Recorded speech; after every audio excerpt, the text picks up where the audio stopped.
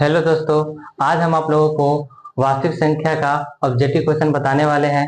पहला ही क्वेश्चन एकदम अच्छा क्वेश्चन आया है। देखिए, पहला क्वेश्चन क्या है। प्रत्येक धनात्मक सम पूर्णांक निम्न रूप का होता है। धनात्मक बोला है यानी प्लस वाला, और सम बोला है, सम ऐसा संख्या को बोलते हैं जो दो से कट जाता है। अब देखिए, यहाँ पे पी पी आया है, लगा हुआ है। कभी पी दे दे, कभी क्यू देता है, कभी एम दे देता है। यहाँ पे आप एक रख के देखते हैं और दो रख के देखते हैं। ठीक है। अब देखिए, यहाँ पे हम एक रखेंगे, डायरेक्ट ये एक बन किया, और यहाँ पे एक रखने पर दो एकम दो होता है, और यहाँ पे एक रखने से क्या होगा, दो एकम दो, जोड़ एक करेंगे तो तीन आ जाएगा यहाँ पे, और यहाँ पे एक रखेंगे तो दो एकम दो, और दो में से एक गया तो एक आया। हमको सम पूर्णांक बोला है, हमको पहले के रखने पर हमको आंसर मिल जा रहा है ये। और यहाँ पर देखिए, जैसे शुरुआत में अगर दो एम दे दे, चाहे पी दे दे, क्यू दे दे, और यहाँ पर एम की जगह हम एक रखे चाहे दो रखे, ये हमेशा सम ही आएगा। क्यों? क्योंकि पहले का वाला सम है। अगर सम है, देखिए यहाँ पर एक रखते हैं तो दो आ रहा है, और दो रखे तो यो सम आ रहा है, तीन रखेंगे भी तो यो सम आएगा। चलिए अब नेक्स्ट क्वेश्चन में चलते हैं। दूसरा नंबर क्वेश्चन में देखिए, यदि एम एक धनात्मक पूर्णांक है तो धनात्मक विषम का रूप होगा। क्या बोला? एम एक धनात्मक पूर्णांक है, यानी एम की जगह पर क्या होगा, धनात्मक पूर्णांक, जैसे प्लस एक है, एक दो तीन। अब देखिए, यहाँ पे एक रखेंगे, हम अगर पीछे बताए थे पिछले क्वेश्चन में कि यहाँ शुरुआत में तो क्या है, टू एम है। शुरुआत में क्या है, दो है। इधर एम हो, ए हो, बी हो, कुछ उससे मतलब नहीं है। यहाँ पर एक रखे चाहे दो रखे, क्या आएगा, सम ही आएगा। और यहाँ पर एक रखते हैं तो क्या होता है, देखिए सम आया, और दो रखते हैं तो सम आएगा। ठीक है।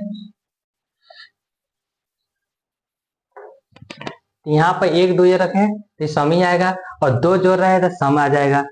यहाँ पे देखिए, यहाँ पर भी पहले का सम है, तो एक ही रखे या दो रखे तो ये सम आ जाएगा। प्लस चार करे, चार सम होता है तो सम आ जाएगा। और यहाँ पर देखिए, ये वाला देखिए, यहाँ पर एक रखे दो रखे, ये सम आएगा। प्लस एक जोड़ेंगे तो क्या आ जाएगा, विषम आ जाएगा। देख लीजिए इसे,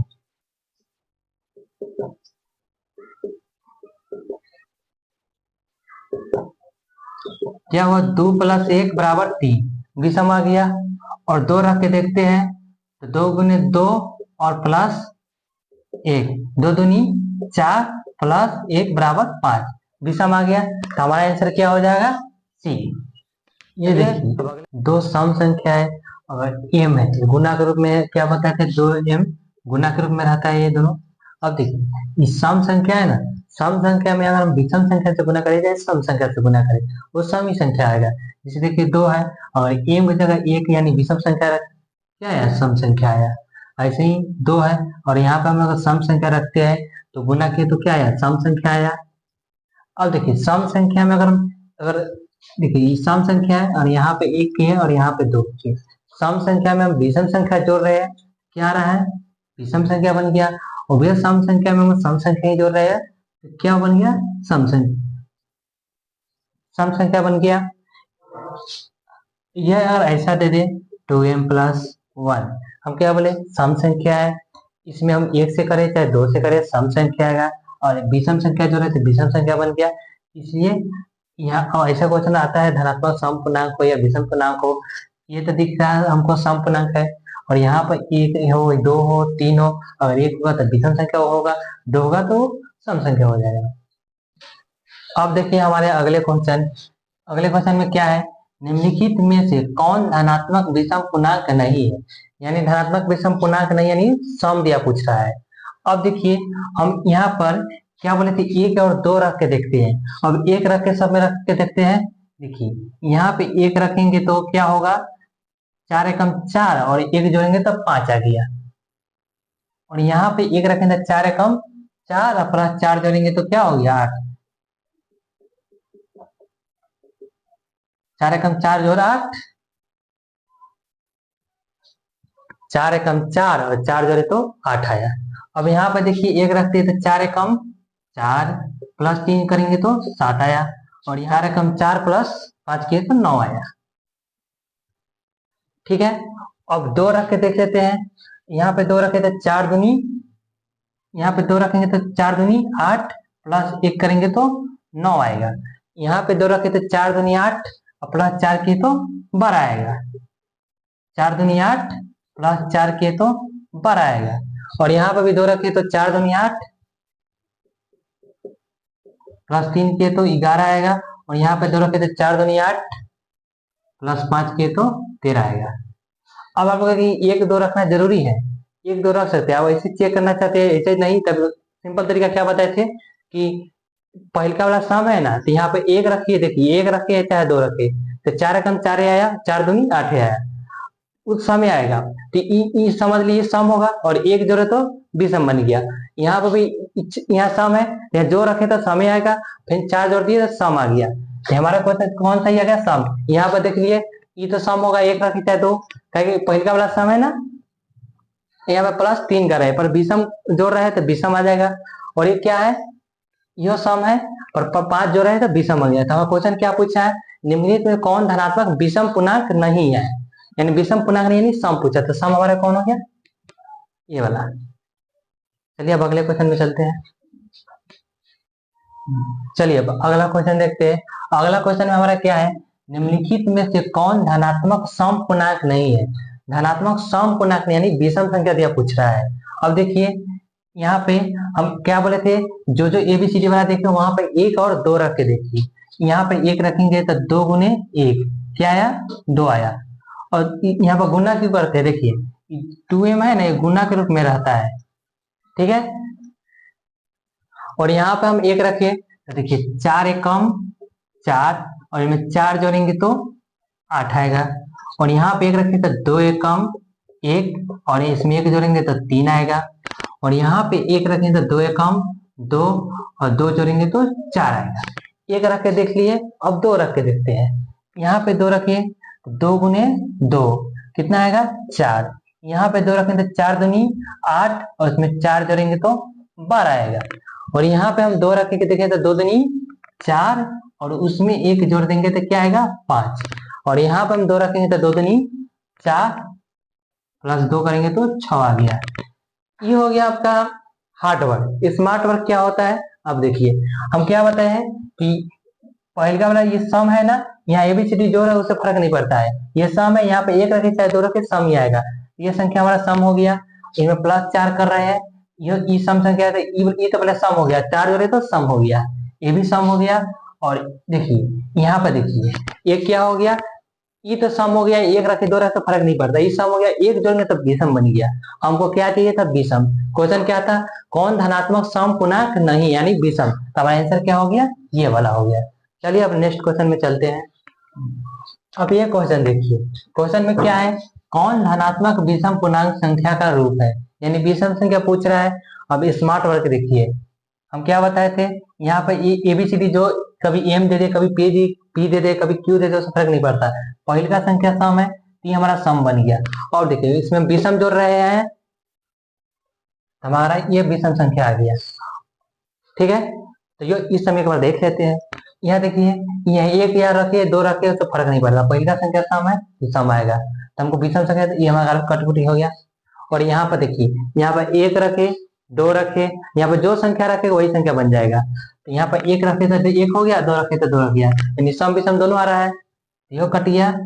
और यहाँ पर देखिए, यहाँ पर हम 1 रखे तो जुट के एक जुट के सम बन गया, और यहाँ पर 2 रखेंगे तो 1 जुट के 3 हो गया। तो हम क्या बोल रहा है? कौन धनात्मक विषम पूर्णांक संख्या का रूप है? कुछ भी रखे पर हमारा कौन रूप होगा? यही, ठीक है। अब अगले क्वेश्चन में चलते हैं। चलिए अब अगले क्वेश्चन में देखते हैं। ये क्वेश्चन क्या है? 144 के अभाज्य गुणनखंड में 2 का घातांक कितना है? तो 2 का घात कितना है, ऐसे क्वेश्चन पूछते हैं। देखिए तो बहुआ तरीका क्या हो गया? 144 को हम लोग पहले क्या निकालते हैं? अभाज्य गुणनखंड निकालेंगे, 2 से इसमें भाग दिया, 2 सत्ते 14, 2 दूनी 4, फिर 2 से जाएगा 2 तिहाई 6, और 2 छक 12, फिर इसमें देंगे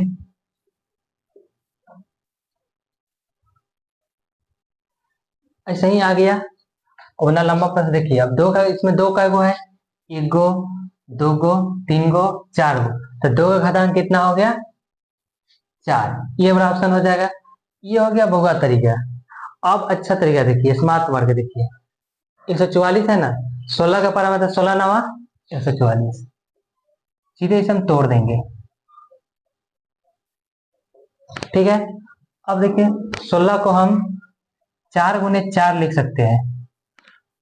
ठीक है, अब आप इतना जानते हैं कि 4 2 का स्क्वायर होता है और ये भी 2 का स्क्वायर होता है। तो देखिए गुना में घात होता है तो 2 का घात क्या हो गया, 2 को 2 का क्या हुआ 4 गो, तो 2 का घात कितना हुआ 4 गो। अब इतना ही चीज देख के अगर बता सकते थे, पर और तोड़ के देखिएगा तो यहाँ हो गया 2 का घात कितना होगा 4। चलिए अब अगले क्वेश्चन में चलते हैं। चलिए ये हमारा क्वेश्चन क्या है, 234 के आबाद गुणनखंड में 3 का घातांक कितना है, यानी 3 का घात कितना है पूछ रहा है। तो देखिए 234 से क्या करेंगे, आबाद गुणनखंड करेंगे, चलिए 2 से करते हैं।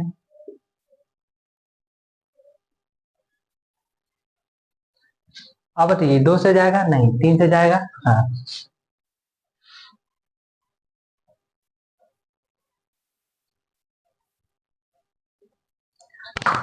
अगर 3 से इसमें नहीं लगे तो छोड़ देंगे। हमको 3 से मतलब है ना, 3 का हुआ है एगो दूगो, तो 3 का घातांक कितना हो गया ये वाला।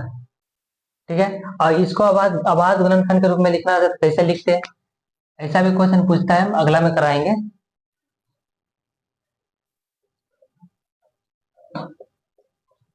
ये हो गया इसका आबाद गुणनखंड का रूप।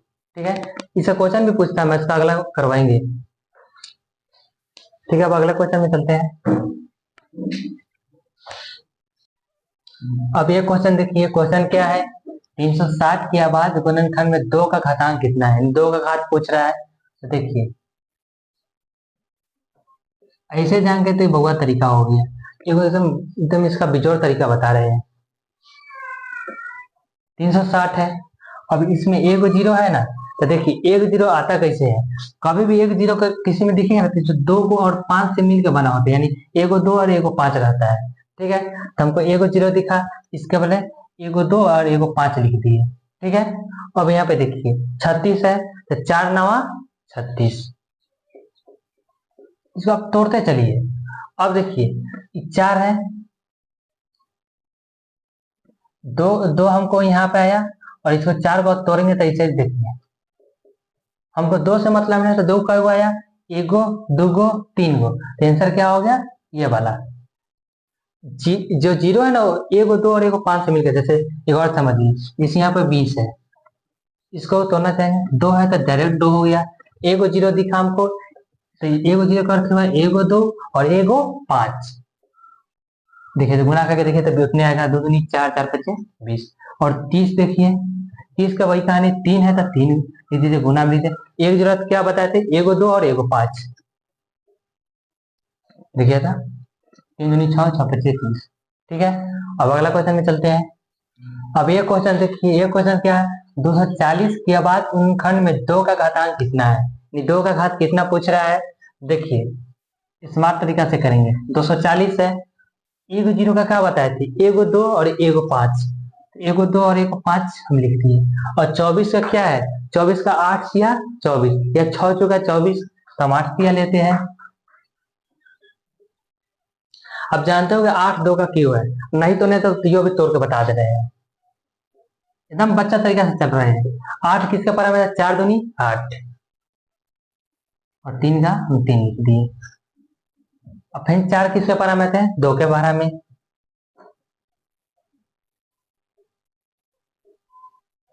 अब देखिए अब टोटल 2 गिनेंगे, एगो दूगो 3 गो 4 गो, तब आंसर क्या हो गया 4 गो।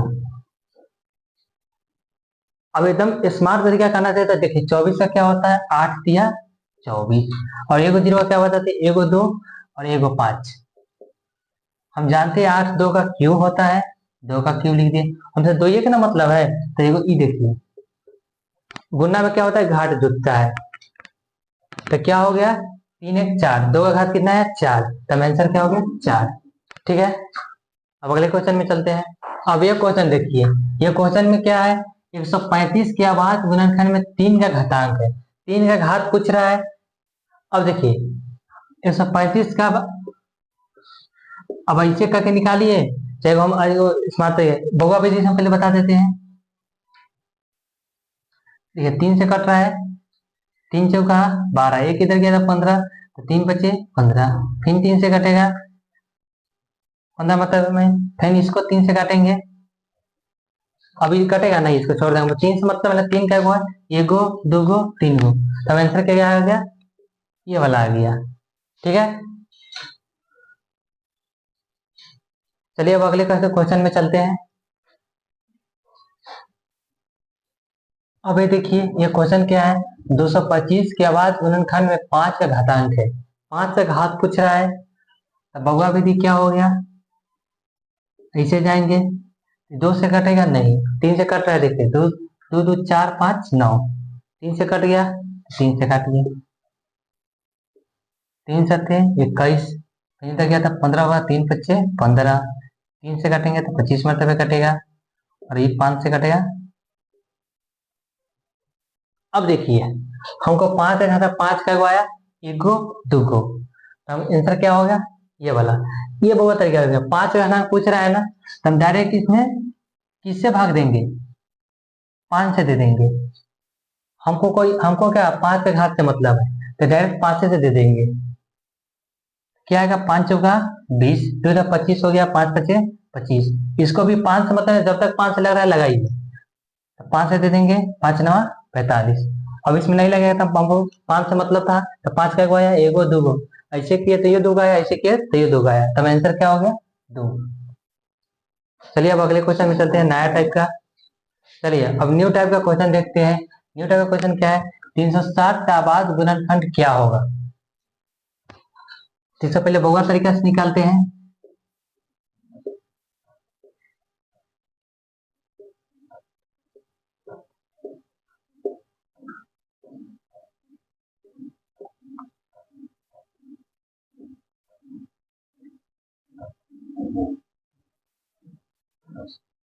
हो गया, चलिए 360 का क्या आया, देखिए 2 का वो आया है, एगो दूगो तीन गो, तो 2 का क्यूब, 3 का वो आया 2 गो, तो 3 का माथा पे 2, और 5 का वो आया है एगो। ये हो गया हमारा बहुआ तरीका से, हमारा आंसर क्या हो गया, ये वाला। और ठीक है, स्मार्ट तरीका से देखिए, हम आपको बताए थे पिछले में क्या बताए थे, एगो जीरो का अर्थ क्या हुआ, एगो दो एगो 5। ठीक है, तो इसके बाद हम एगो 2 एगो 5 लिख दिए, और बच के गया 36, तो 36 का फर्क 36, 4 9 36।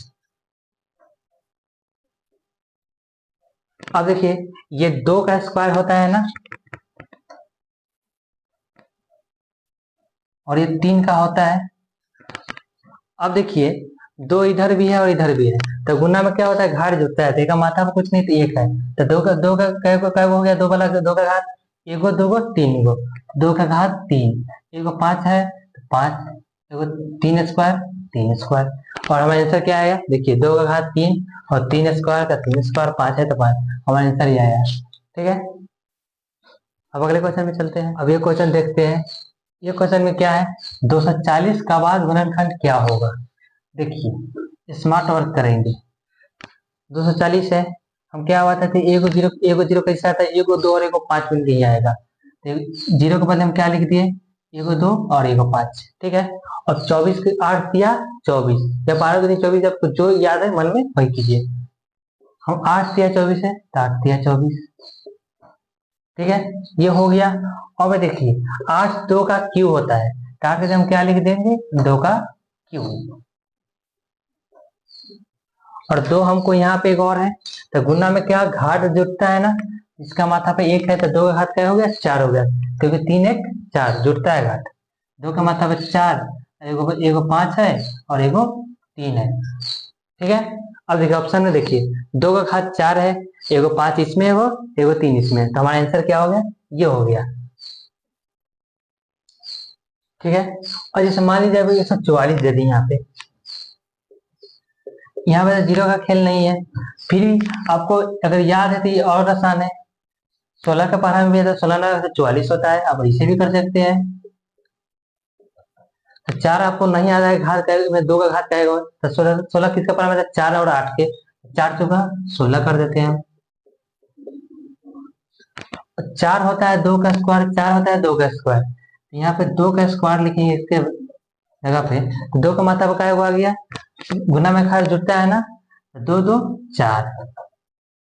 और कब जुटेगा, बेस समान होना चाहिए, 2 है ये तो 2 होना चाहिए तभी जुटेगा, ये हो गया। और 9 क्या होता है 3 का स्क्वायर, तो इसका अगर कोई पूछे आवाज गुणनखंड क्या होगा, तो इसका आवाज गुणनखंड क्या हो गया, 2 का घात 4 गुने 3 का स्क्वायर। ठीक है, अब जो अगर इस नियम से बनेगा तो इसे बना दीजिएगा या इसे बना दीजिएगा, नहीं तो बहुत तरीका है, जिंदाबाद है ले ऐसे वाला, आराम से लगाते रहिए। ठीक है दोस्तों, आई थिंक हमारा वीडियो आपको पसंद आया होगा, तो पसंद आया तो हमारे चैनल को सब्सक्राइब कीजिए, लाइक कीजिए और शेयर कीजिए। धन्यवाद।